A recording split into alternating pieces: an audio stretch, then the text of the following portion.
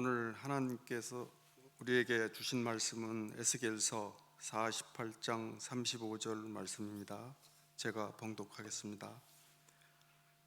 그 사방의 합계는 18,000척이라 그날 후로는 그 성읍의 이름을 여호와 삼마라 하리라.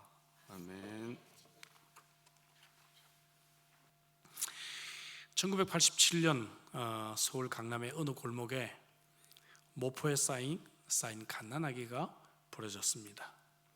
이 아기는 심한 소아마비 증세를 보여서 중증 장애아동을 치료하는 서울시립병원으로 옮겨졌고, 그리고 사경을 헤매고 있었고 아무도 이 아이를 입양하거나 데려가려고 하지 않았어요.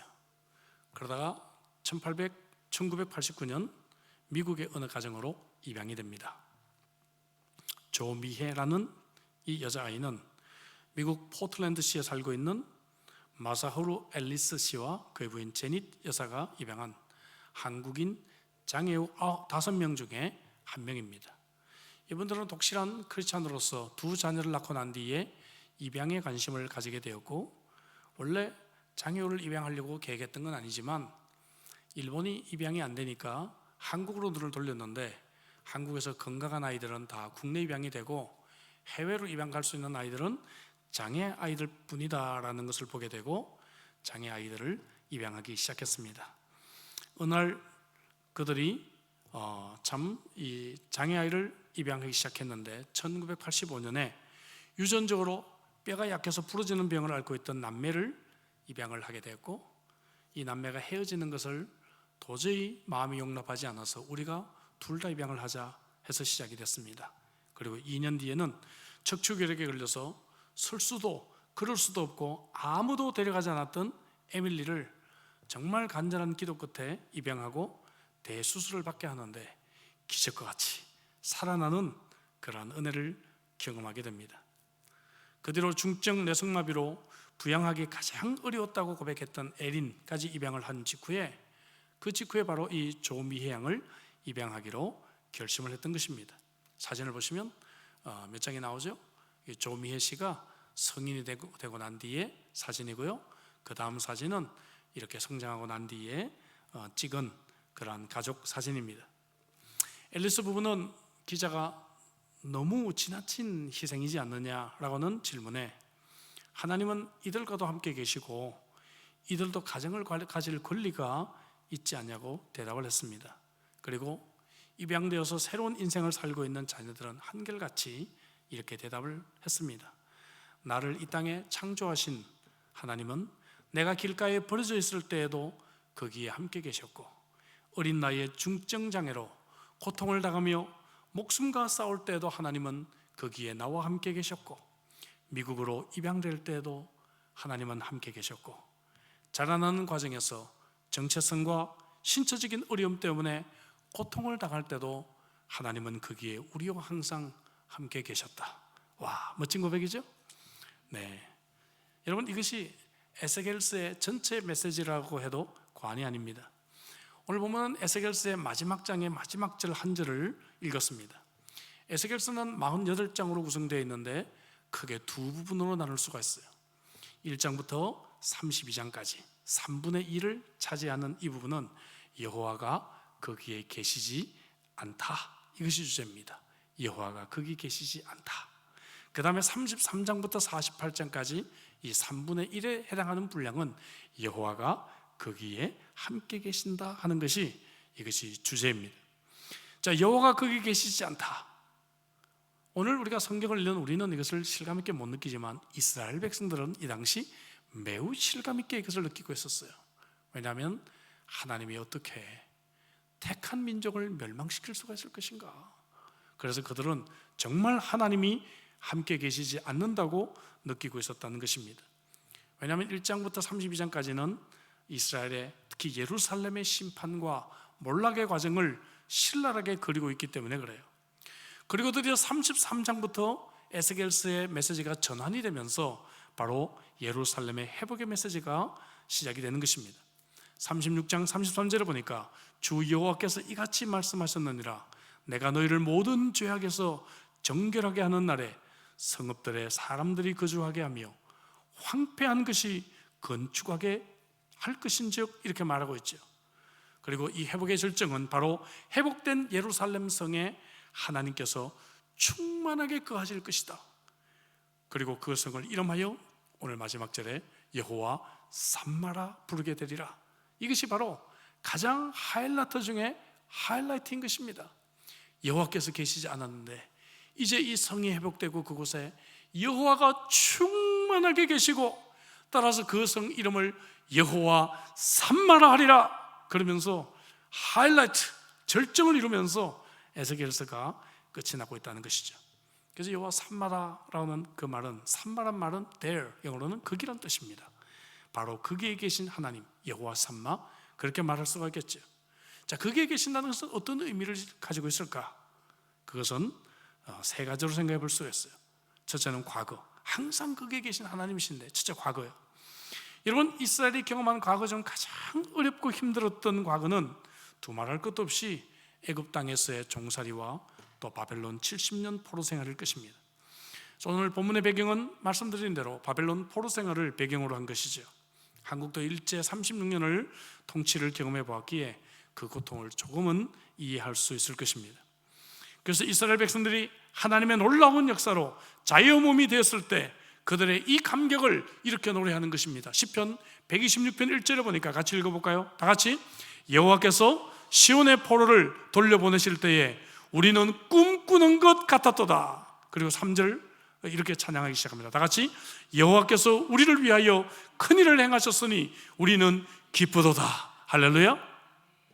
여러분, 꿈꾸는 것 같은 이러한 경험을 이스라엘 백성들이 구원했다는 것이죠. 우리도 역시 여러분, 우리에게 비교될 수 있는 사건이 있습니다. 그것은 바로 우리가 구원받기 전에는 노예 생활로 성경이 표현하고 있는데, 예수님께서 죄를 범하는 자마다 죄의 종이라고 말씀하셨죠. 그런데 십자가를 통해서 우리의 죄를 담당하시고 죽으시고 난 뒤에 이 구속의 사건을 우리가 경험하게 되지 않았습니까? 죄의 값을 치르시고 우리를 자유하게 하셨다는 것입니다. 그래서 하나님의 백성들이 가장 감사하고 감격해야 될 주제가 있다면 바로 이것이죠. 우리의 구원을 위해, 우리의 구속을 위해, 우리의 회복을 위해 예수님께서 십자가에 달려 돌아가신 것입니다. 그래서 오늘 우리는 이 과거 이스라엘 백성들이 구원의 노래를 부른 것과 같은 그런 노래로 하나님을 찬양하게 되는 것이죠. 이런 찬양도 있죠. 주 여호와는 광대하시도다. 그 거룩한 하나님의 성에서 찬양할지어다. 주의 크신 이름 높이여 우리에게 행하신 위대한 일을 감사하세. 오 주의 신실하신 그 사랑. 여러분, 우리 인생의 가장 어두운 밤, 우리가 주를 몰랐을 때에도, 우리가 죄에 포로되어 신음하고 아파할 때에도 하나님은 우리와 더불어 고통당하시고 우리의 구원의 계획을 세워주신 자비의 하나님이신 줄로 믿습니다. 출애굽기 3장 7절에 보니까 내 백성의 고통을 분명히 보고 그들의 부르짖음을 듣고 그 근심을 알았다라고 하나님은 말씀하고 계십니다. 우리의 어두운 밤 그곳에도 주님은 계셨습니다. 여호와 삼마, 바로 거기 계신 하나님이죠. 2022년 5월이 또 지나갔습니다. 금년도 5달이 지나갔고 과거가 되었어요. 지난 몇 달 동안에 내가 어디에 있었든지 무엇을 하든지 하나님은 거기에 나와 함께 계신 줄로 믿습니다. 내가 아파했습니까? 내가 신음했습니까? 내가 고통스러워했습니까? 내가 힘들어했습니까? 내가 고민하고 있었습니까? 내가 실패했습니까? 나는 내 혼자 이런 어려움을 겪고 내 혼자 이런 너무나 많은 일들을 감당해야 된다고 생각했을지 모르지만 하나님은 바로 그 현장에 나와 함께 계신 줄로 믿습니다. 그 고통을 함께 나누면서 나를 붙잡아 주셨고 그리고 나를 이끌어 주셨습니다. 여러분, 그분을 찬양하시기 바랍니다.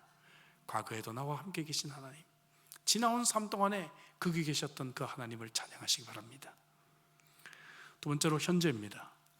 우리가 예수님을 믿고 그리스도인이 되었다면 이미 하나님은 우리 안에 계신 줄로 믿습니다. 지금 이 순간 하나님은 나와 함께 계시는 것입니다. 그래서 성경은 우리가 걸어가는 신앙의 여정에도 여전히 세상 사람들이 경험하는 동일한 고난의 경험이 우리를 기다렸다고 말해요. 그래서 우리가 이런 고난을 경험할 때마다 주님 당신은 도대체 어디에 계십니까? 라고 호소할 때가 많이 있죠. 독일 나치에 의해서 가스실로 끌려가는 이스라엘 백성들도 이런 질문을 던졌습니다. 하나님, 도대체 어디에 계신단 말입니까? 여러분, 그렇게 우리가 푸념한 적은 없습니까? 정말 내 이 중요한 순간에 하나님 계시기나 합니까? 어떻게 하나님이 계시면 내 사랑하는 가족을, 내 사랑하는 사람을 이렇게 허무하게 불러가실 수가 있으십니까? 하나님, 나를 이렇게 실패하게 내버려 두실 수가 있단 말입니까? 우리는 이렇게 푸념하다가 마침내 어떻게 그 고난의 언덕을 넘어서면서 우리가 이런 고백을 하죠. 하나님이 나와 함께 계시는구나. 하나님이 나와 함께 계시는구나.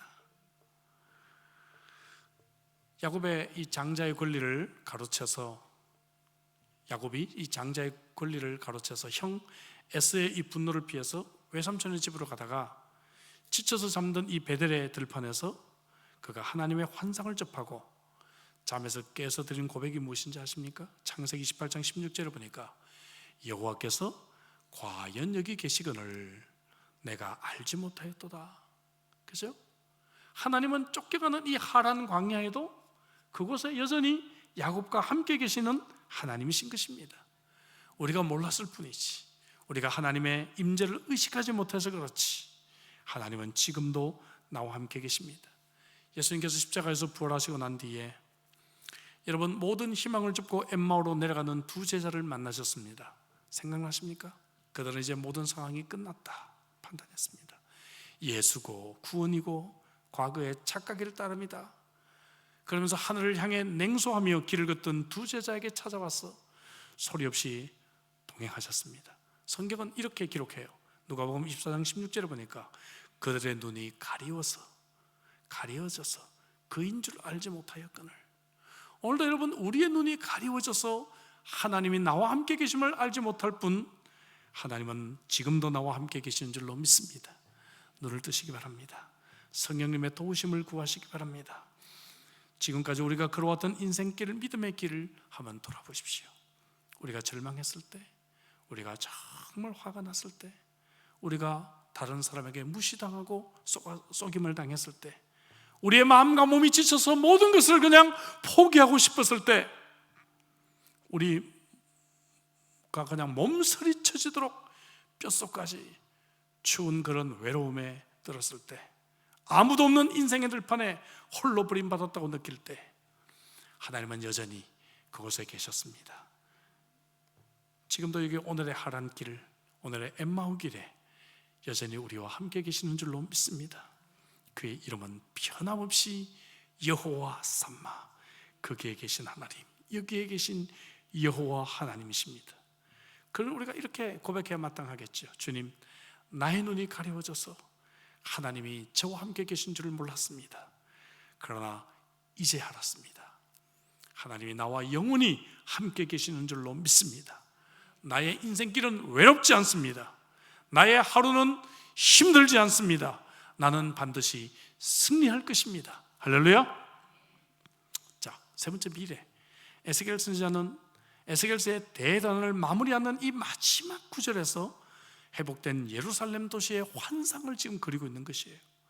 그래서 막 길이가 얼마 되고 이런 얘기를 막 하는데요, 사실 여러분 이 예루살렘 성의 사이즈가 뭐가 그렇게 중요해요? 그죠? 근데 우리들에게 예루살렘이 이렇게 회복될 것이다라는 것을 숫자로밖에는 표현을 못하니까 그냥 표현을 하는 것입니다. 여기 보니까 성의 둘레가 우리식으로 환산하면 약 9km 될 것이다. 지금 또 9km는 굉장히 성의 둘레치고는 긴 건데 그 당시에 이 개념으로는 엄청난 길이의 숫자였어요. 예루살렘이 이렇게 크게 회복될 것입니다. 이것을 지금 백성들에게 설명을 하는 거예요. 그런데 여러분, 예루살렘 성 크기가 뭐가 중요해요?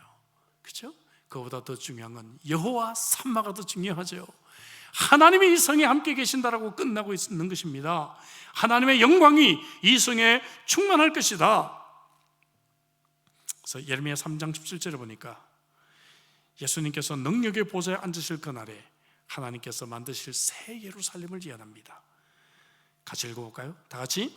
그때에 예루살렘이 그들에게 여호와의 보좌라 일컬음이 되며 모든 백성이 그리로 모이리니 곧 여호와의 이름으로 말미암아 예루살렘에 모이고 다시는 그들의 악한 마음에 완악한 대로 그들이 행하지 아니할 것이며, 이 먼 훗날 새 예루살렘을 바라보며 그곳에서 영원히 우리가 함께 계시는 여호와 산마를 지금 말하며 에스겔서를 닫고 있는 것입니다. 계시록에서 이 말씀이 보충되죠. 21장 3절 4절에 보니까 내가 들으니 보좌에서 큰 음성이 나서 이르되 보라, 여호와의 장막이 사람들과 함께 있음에 하나님이 그들과 함께 계시리니 여호와 삼마라고 말하면서 그들은 하나님의 백성이 되고 하나님은 친히 그들과 함께 계셔서 모든 눈물을 씻어주시고 모든 것을 새롭게 하신 새 하늘 새 땅에서 눈물도 사망도 애통함도 곡하는 것도 없이 영원히 함께 거하시겠다고 약속하고 있는 것입니다. 여호와 삼마, 미래도 우리와 함께 하실 하나님이십니다. 만약 우리가 이 사실을 정말 믿는다면 여러분, 우리는 미래를 걱정할 필요가 없어요. 그렇지 않습니까? 미래 걱정할 필요가 없어요. 여러분, 우리가 지난 2년 동안의 코로나를 통해서 배운 게 뭡니까? 내일을 모른다는 거예요. 그렇죠? 아직 못 배우셨습니까? 내일을 모른다는 거예요. 내일은 안 몰라요. 코로나 통해서 우리가 크게 배운 거 아닙니까? 여러분, 우리가 내일 혹은 다음 달 무슨 인생이 펼쳐질지 우리는 몰라요. 그러나 한 가지 확실히 하는 것이 있습니다. 그것은 어떤 삶이 주어져도 하나님은 우리와 함께 계실 것이다. 할렐루야. 여호와 삼마. 그러면 우리는 낙심하지 않아요. 괜찮습니다. 우리는 여전히 감사하며 우리는 천국의 소망 가지며 살 수 있습니다. 여호와 삼마이신 하나님을 찬양하시기 바랍니다.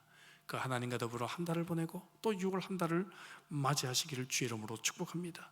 하나님은 과거에도 계셨고 현재도 계시고 미래도 계신 하나님이십니다.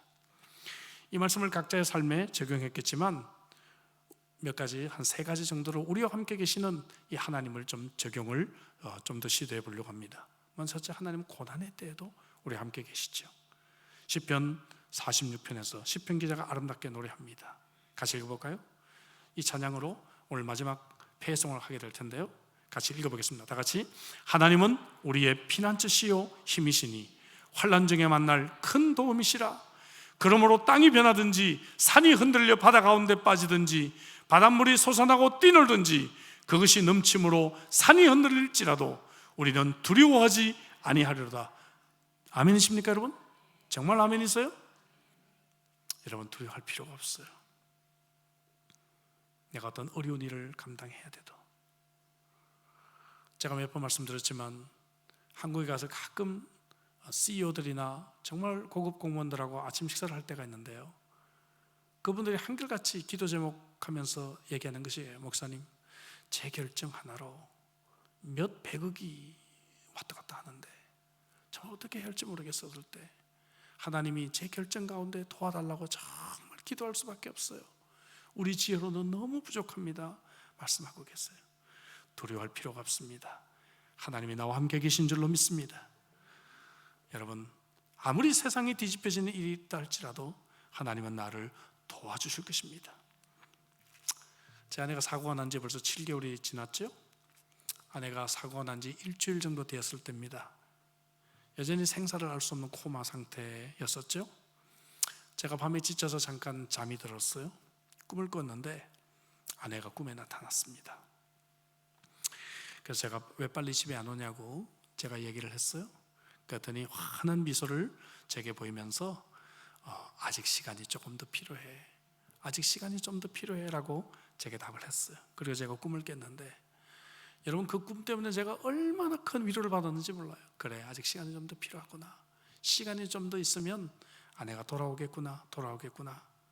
하나님께서 정말 제 인생의 가장 힘든 시기를 보내면서 교우들을 통해서 하나님이 계신다는 걸 제게 보여주셨고, 또 꿈을 통해서 하나님께서 나와 함께 계신다는 걸 보여주셨고, 친구들을 통해서, 기도하는 사람들을 통해서, 심지어 정말 전 세계에 있는 기도의 동역자를 통해서 하나님이 나와 함께 계신다는 것을 하나님께서 여실히 보여주시고 위로해 주셨어요.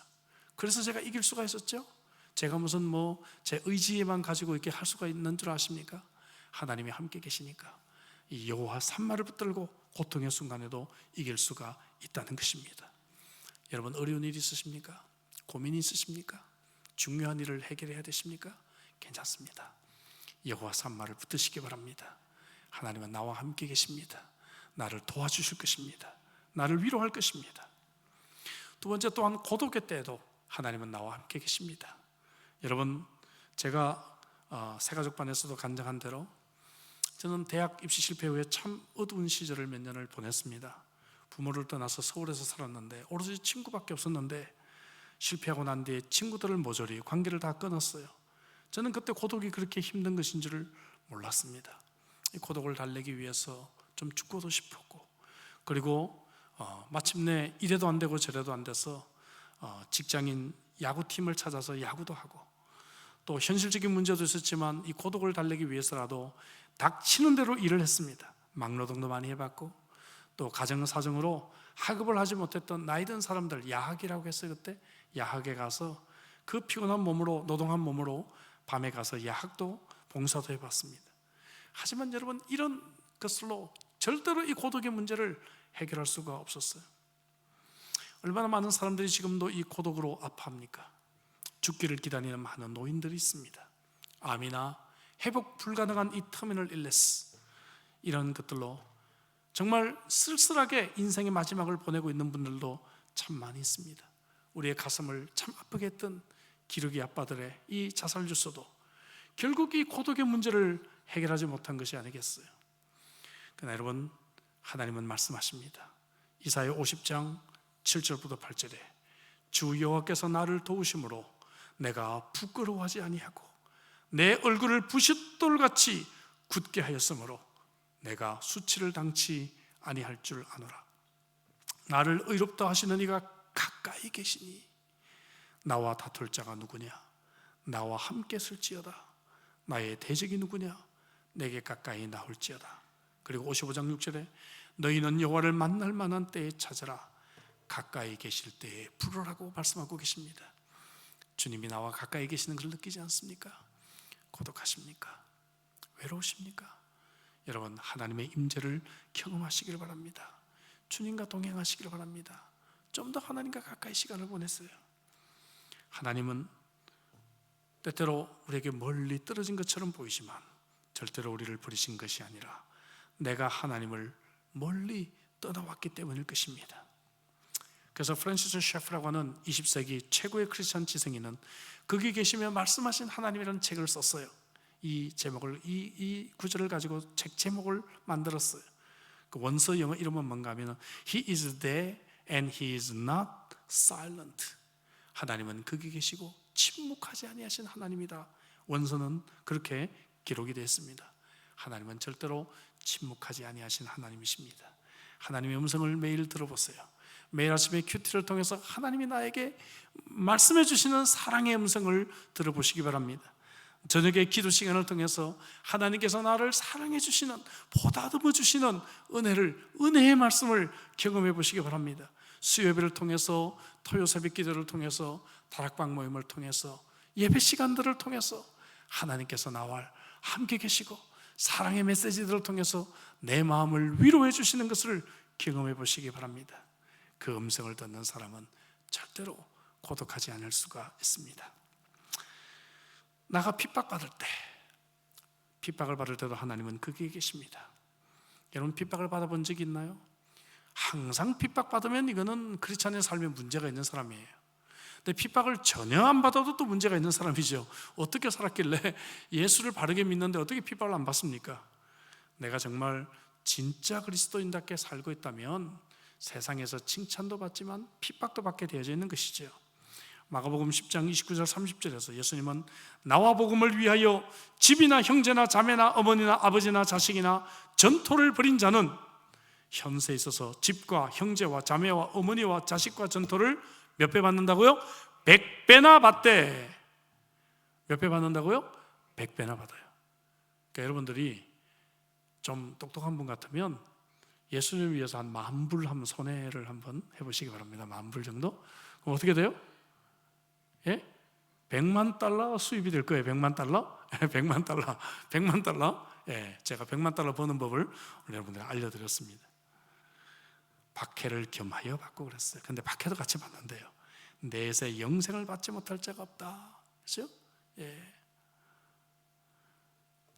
예수님은 요한복음 16장 33절에서 세상에서 너희가 환난을 당하나 어떻게 하라고요? 담대하라 말씀하셨어요. 우리가 핍박을 당하거나 어려움이 있을 때 주님은 결코 우리를 홀로 과와 같이 버려두시지 않는다라고 약속하고 계십니다. 어려움이 있습니까? 좀 힘든 삶의 여정이 있으십니까? 여호와 쌈마를 붙드시기를 주의 이름으로 축복합니다. 다시 앨리스 부부 이야기로 돌아갑니다. 그들은 특별히 이 내성마비였던 에린을 키우는데 정말 힘이 붙였다라고 고백을 합니다. 특히 이제 이 네 번째 입양이었기 때문에 많이 특히 힘들었겠죠. 특히 이 아이가 몸이 커지면서 고등학교에서 몇 번 사고가 일어났어요. 기계장치가 고장나면 큰일을 겪을 수밖에 없는 정말 중증이고 특수 휠체어를 탔거든요. 그래서 고등학교 졸업 후에는 더 이상 가정에서 케어할 수가 없어서 중증 장애인 아파트를 이제 알아서 그곳에 보내게 됩니다. 근데 참 마음이 아팠다 그래요.